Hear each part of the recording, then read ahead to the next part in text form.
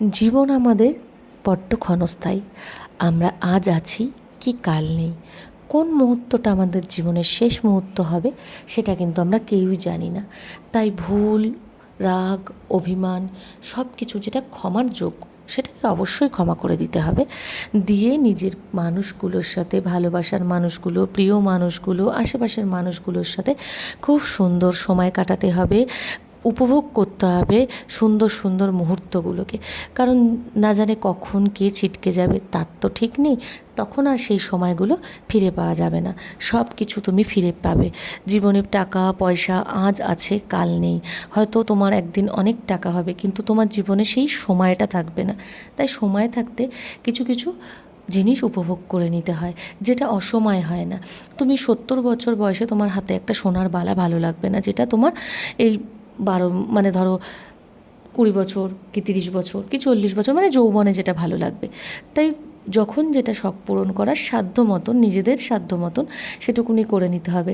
না জানি পরবর্তীতে হয়তো অনেক টাকা থাকবে, কিন্তু শখ পূরণ করার সময়টুকুনি থাকবে না।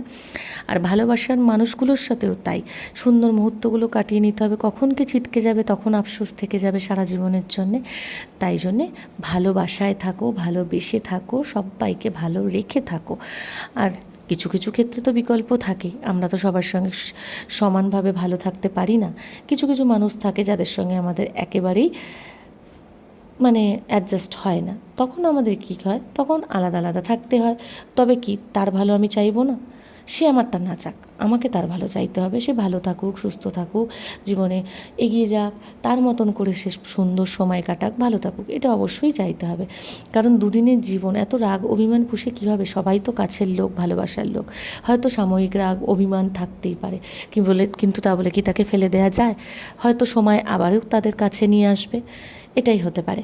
তো চলো, আজকে ছোলার ডাল দিয়ে মাংস রান্না করেছি। তো মাংসটাকে যেভাবে হোক জিরে মানে সাদা জিরে, তেজপাতা, শুকনো লঙ্কা ফোড়ন দিয়ে পেঁয়াজ টমেটো ভেজে নিতে হবে। তারপরে ধুয়ে রাখা মাংসগুলো দিয়ে নাড়াচাড়া করতে হবে।